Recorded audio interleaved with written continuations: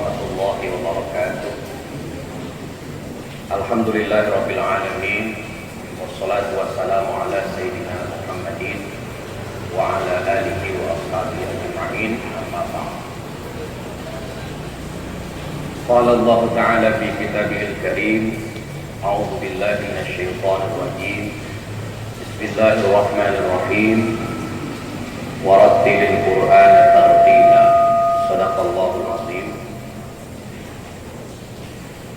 Wa qala Ibnu al-Jazari rahimahullahu ta'ala fi kitabih wal akhdhu bit tajwid haqqun lazimu man lam yujawwidil Qur'ana atim. Puji dan syukur mari kita sama-sama aturkan kehadirat Allah Subhanahu wa taala yang telah memberikan kenikmatan kepada kita semua. Salawat dan salam semoga selalu senantiasa disampaikan kepada baginda alam Nabi besar Nabi Muhammad sallallahu alaihi wasallam, kepada para keluarganya, para sahabatnya, para pengikutnya, mudah-mudahan termasuk kita semua sebagai umatnya. Amin ya rabbal alamin.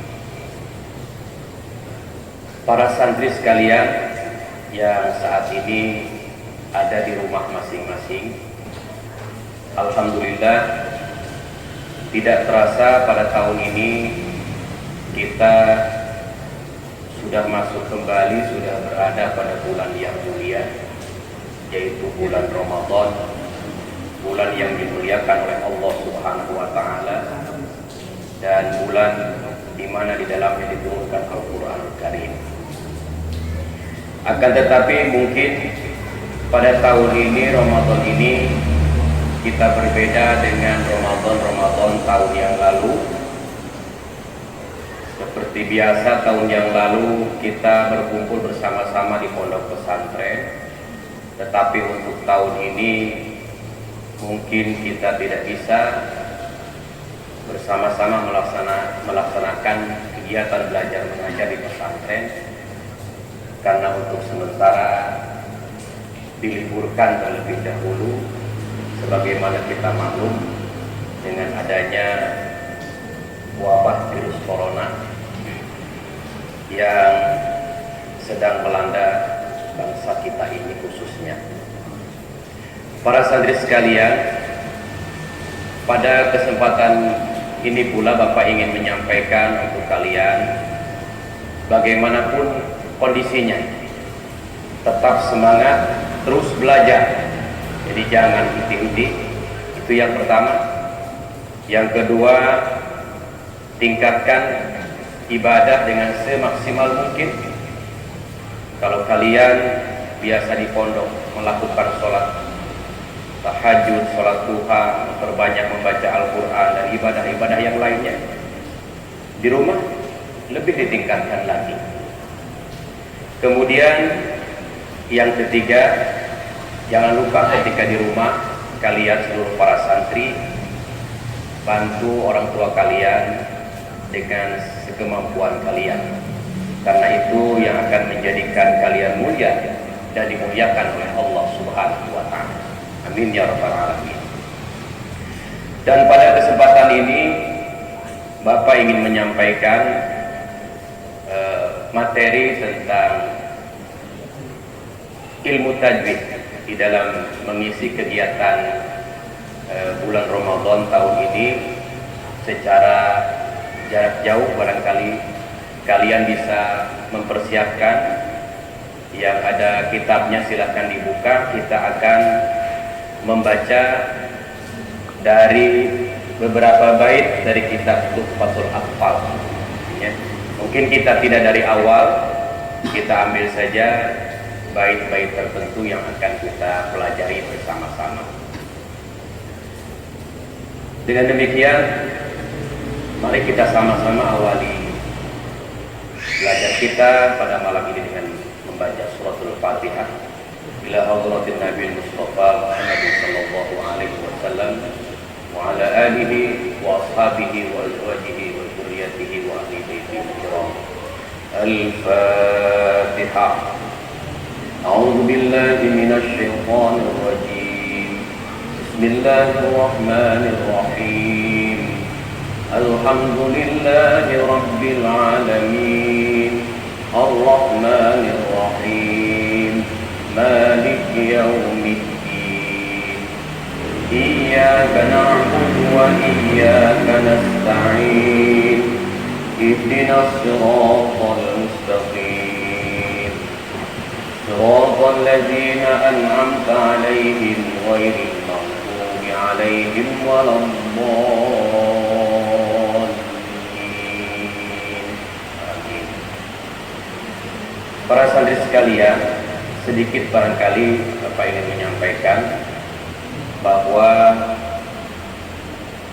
kitab Tuhfatul Atfal ini pengarangnya adalah Imam Al-Jamsuri, ya.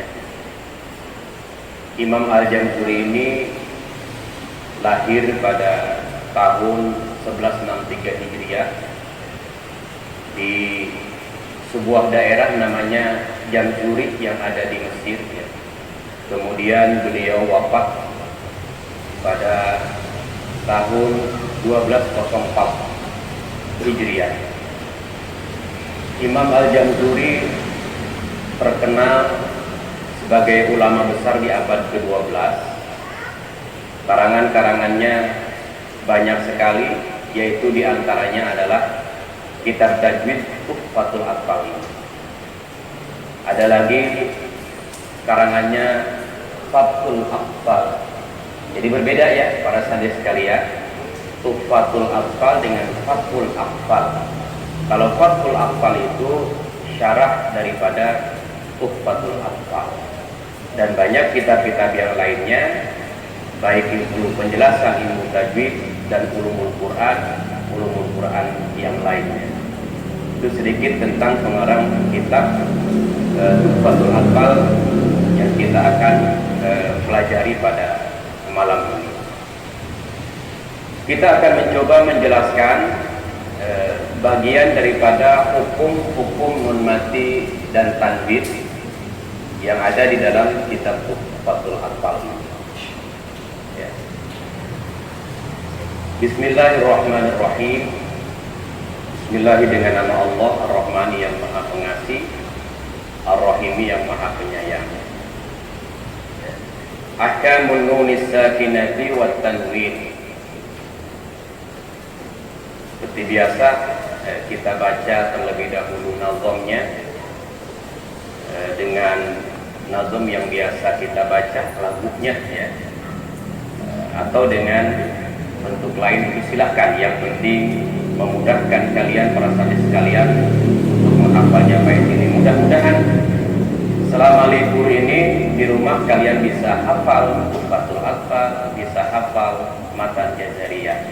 Amin ya rabbal alamin. Ya. Saya kira barangkali kalau kita baca baitnya, Bismillahirrahmanirrahim. Linnuni in taskun walid tanwini arba'u ahkamin fahud tabyini. Fal awwalul idharu qabla al-ahrufi lil halqi sittun rutibat fal ta'rifi. Hamzun fahaun thumma ainun haun muhmalatani thumma ghinun qafun. Ya. Nah itu barangkali bentuk lagunya berbeda sedikit, nanti kalian bisa hafalkan, ya. Ahkamun nuni as-sakinah, adapun ini akan menjelaskan hukum-hukum nun yang mati wa tanwini dan tanwin. Sebelum kita masuk kepada baitnya, bisa diperhatikan bahwa nun di dalam segi pembacaannya, terutama nun mati, mempunyai beberapa hukum. Secara umum, nun ini mempunyai tingkah atau ahwal. Biasa disebut dengan ahwal, ya, keadaan nun. Yang pertama, keadaan nun itu mutaharrikah, baik itu berharakat fathah, berharakat kasroh, berharakat dhamma seperti na, ni, nu. Yang kedua, keadaan nun itu adalah musyaddadah, artinya bertasydid, ya, bertasydid. Nah, untuk nun yang bertasydid ini mempunyai hukum, ya, mempunyai hukum yang biasa kita sebut dengan gunnah musyaddah, nun yang ada tasydidnya. Seperti contoh mungkin inna, ya, anna, itu nun yang ada tasydidnya. Kemudian yang ketiga, ya, nun ini keadaannya sakinah, mati atau sukun. Nah, ketika nun sakinah, nun mati ini, maka dia mempunyai beberapa hukum bacaan, termasuk pendampingnya yaitu tanwin. Jadi mempunyai 4 hukum bacaan, ya. Bagaimana dijelaskan di dalam bait di bawahnya, lin nuni itu tetap untuk nun, intaskun apabila mati nun itu walit tanwin, dan untuk tanwin arba'u ahkamin, ada 4 hukum bacaan. Fakhud, maka harus mengambil kamu tadgini kepada penjelasan dari itu. Jadi hukum nun mati dan tanwin itu secara umum mempunyai 4 hukum bacaan di dalam ilmu tajwid, di dalam bacaan Al-Qur'anul Karim. Ya. Nah, kemudian kita harus tahu terlebih dahulu, jadi apa sih yang disebut dengan nun mati itu? Maka ada penjelasan yang mengatakan yang disebut nun mati itu adalah an-nunus sakinatu tasbutu fil khatti wal lafzi. Di nun mati itu adalah yang ada yang tetap di dalam tulisannya dan bacaannya dan lafaznya. Itu adalah keterangan tentang nun mati. Sekali lagi, an-nunus sakinatu tasbutu fil khatti wal lafzi.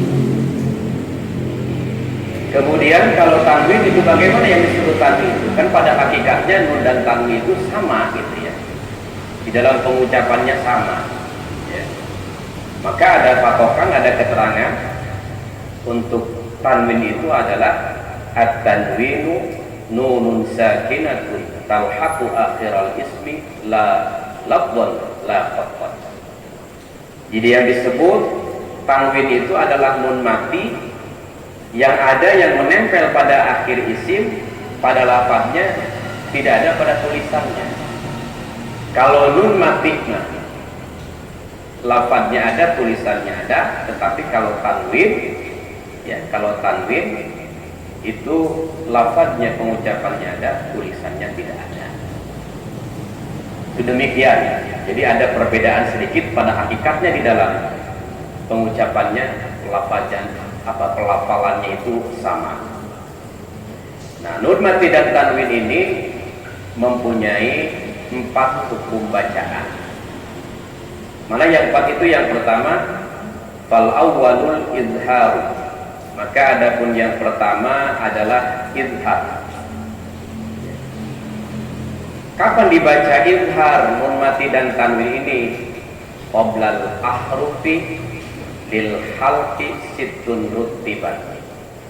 Di qoblal ahrufi apabila menghadapi huruf-huruf, ya.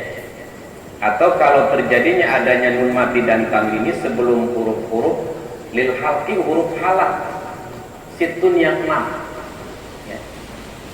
Rutiban ditartibkan huruf ini, fal ta'rifi, maka harus tahu kamu.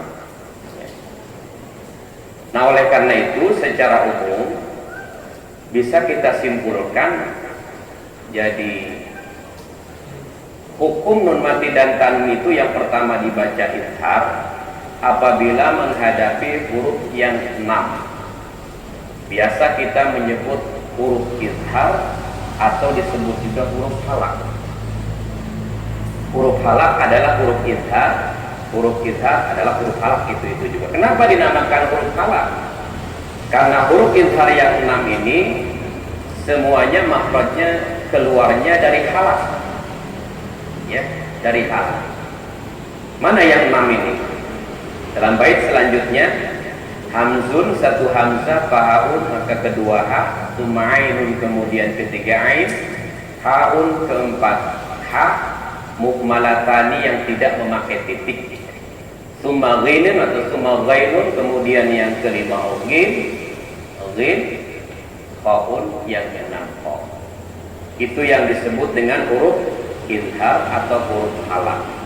Hamzah, ha, ain, ha, ghain, kha. Ya. Sekali lagi diingatkan, huruf izhar disebut juga huruf halak. Kenapa sebabnya dinamakan huruf halak? Karena huruf izhar ini yang 6 ini keluarnya dari halak, makhrajnya dari halak. Halak itu artinya tenggorokan. Ya, terbagi kepada 3 tentunya.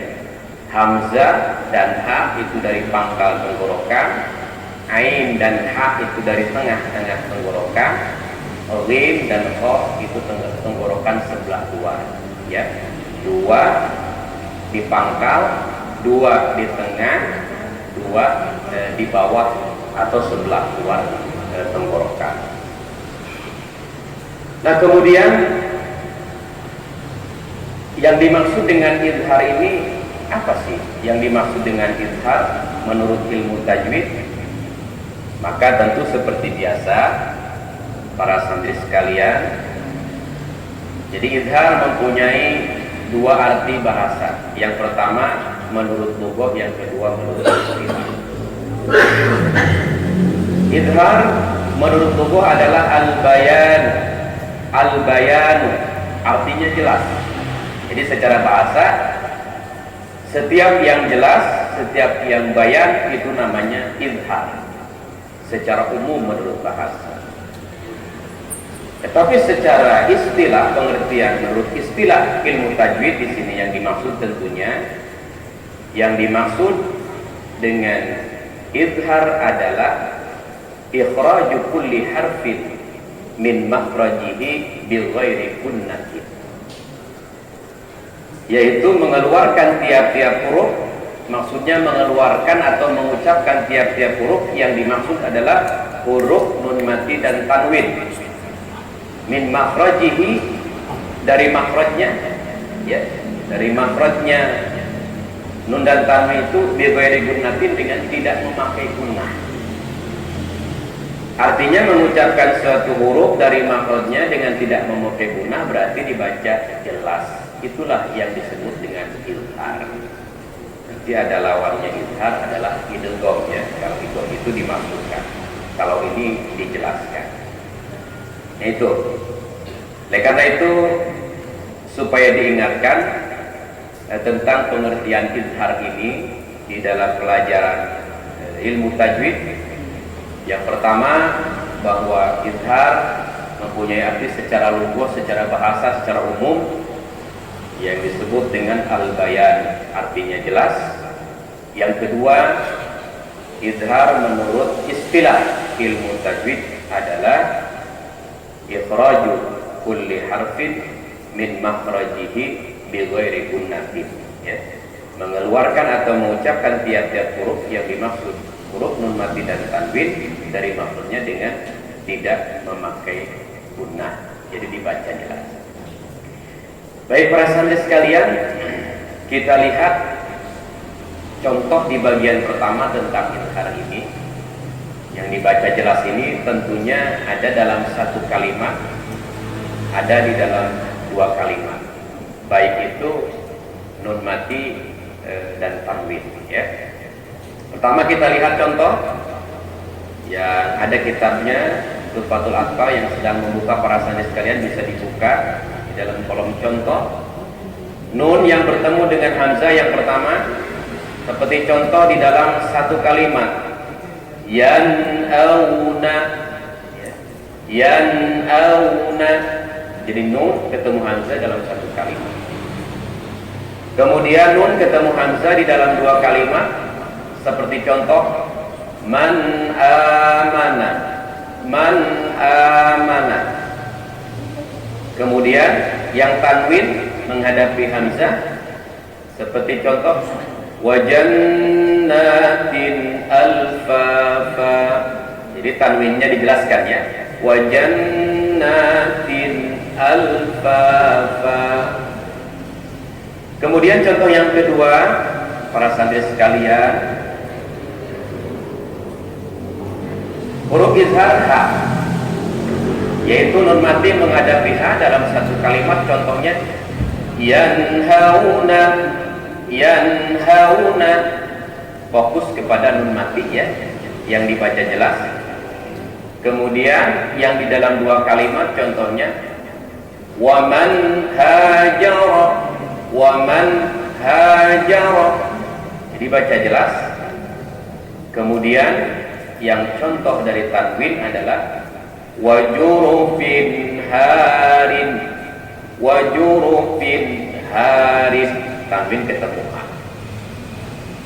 Kemudian contoh berikutnya, supaya jelas kita lihat satu-satu ya, yaitu ain, nun mati ketemu ain. Contoh di dalam satu kalimat ya, seperti an'amta, an'amta, fokus kepada nun matinya yang dibaca jelas. Kemudian yang di dalam dua kalimat min ilmin, min ilmin ya, nun matinya. Kemudian yang tanwin contohnya menghadapi ain, haqiqun ala, haqiqun ala, jadi tanwinnya dibaca jelas. Kemudian berikutnya contoh yang keempat, nun mati dan tanwin menghadapi ha dalam satu kalimat. Contoh nun mati menghadapi ha seperti kalimat yanhituna, yanhituna. Jadi sekali lagi fokus kepada nun mati ya, dibaca jelas, dibaca izhar, yanhituna. Kemudian yang dalam dua kalimat man hamala ya, man hamala, baca jelas nunnya. Kemudian yang tanwin contohnya alimun hakim, alimun hakim. Kemudian berikutnya contoh nun mati dan tanwin menghadapi huruf ghin, huruf izhar yang kelima. Dalam satu kalimat contohnya fasayun ghiduna, fasayun ghiduna. Kemudian yang dalam dua kalimat min dhillin, min dhillin ya. Kemudian yang tanwin haliman ghafura, haliman ghafura.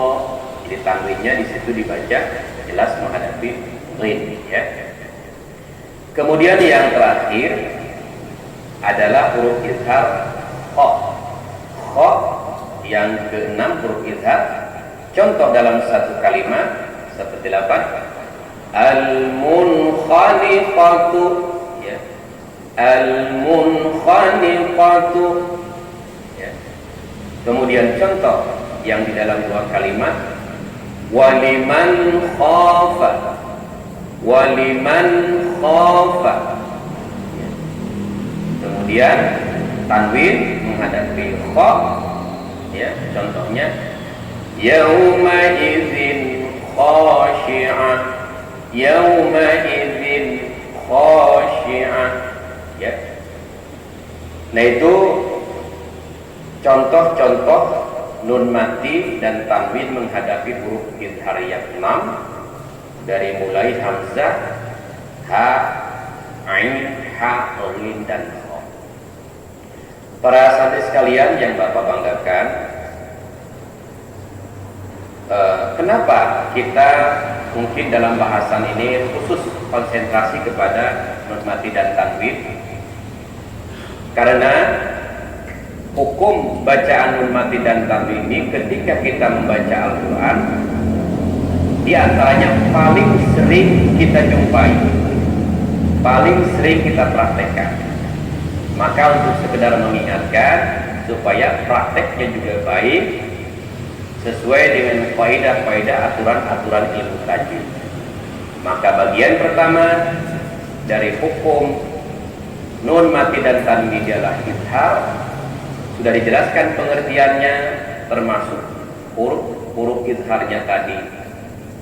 Yang harus kita ingatkan ketika kita membaca Al-Quran di mana saja, maka jangan sampai salah mengucapannya. Jadi dibacanya harus jelas. Ini sangat penting karena sebagaimana kita ketahui bahwa membaca Al-Quran dengan tajwid, para santri sekalian, membaca Al-Quran dengan tajwid dengan baik itu hukumnya fardhu ain, ya. Jadi harus benar, ya. Bagaimana dalam mukadimah tadi Bapak bacakan yang disampaikan oleh Ibnu Jazari, wal akhdhu bit tajwidi hatmun lazim, bahwa membaca Al-Quran menggunakan tajwid itu adalah merupakan kewajiban yang pasti. Man lam yujawwidil Qur'ana, siapa orang yang tidak menajwidkan kepada Al-Quran, artinya membaca Al-Quran tidak dengan menggunakan tajwid, maka dia tergolong kepada dosa. Akan tetapi ketika kita mempelajari dan memahami teori-teori ilmu tajwid, ya, secara umum itu hukumnya fardhu kifayah.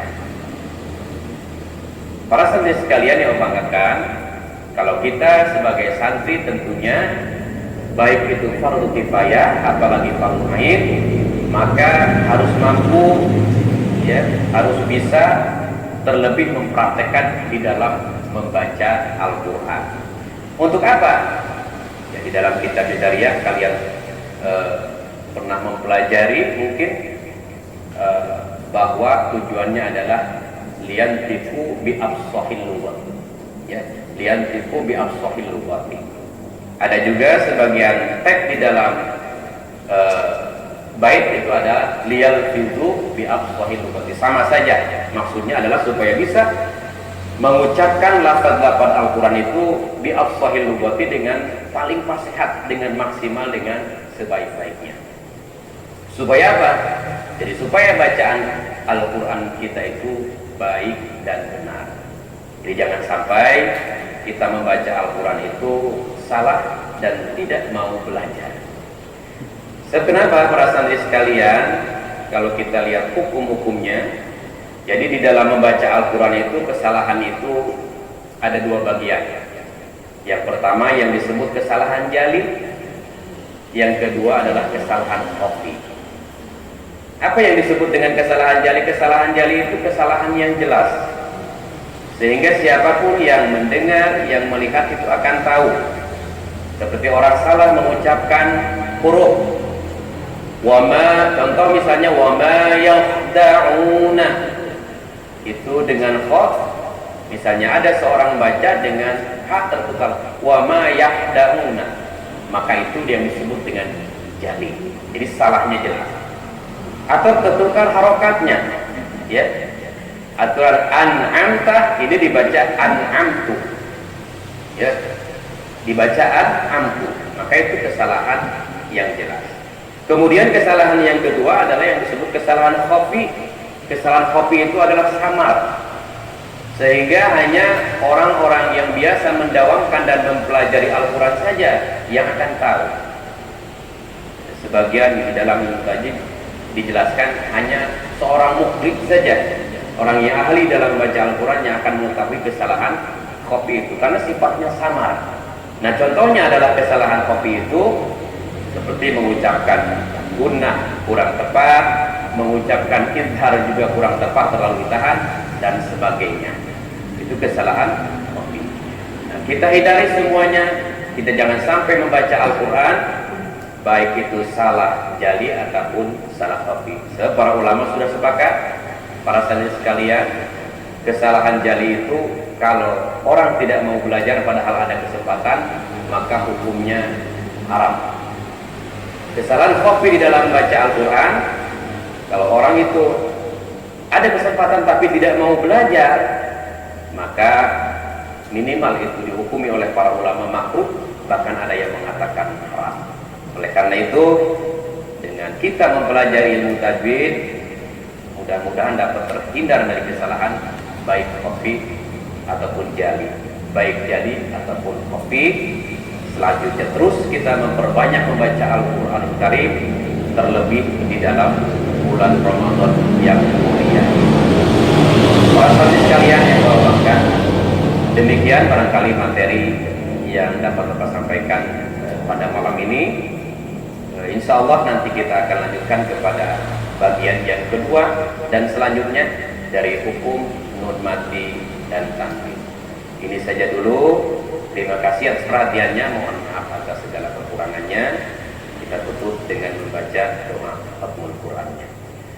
Allahumma arhamna bil Qur'an waj'alhu lana imaman wa nuran wa hudan wa rahmah. Allahumma dhakkirna minhu ma nasina wa 'allimna minhu ma jahilna warzuqna tilawatahu ana al-layli wa atrafan nahar waj'alhu lana hujjatan ya rabbal alamin walhamdulillahi rabbil alamin. Assalamualaikum warahmatullahi wabarakatuh.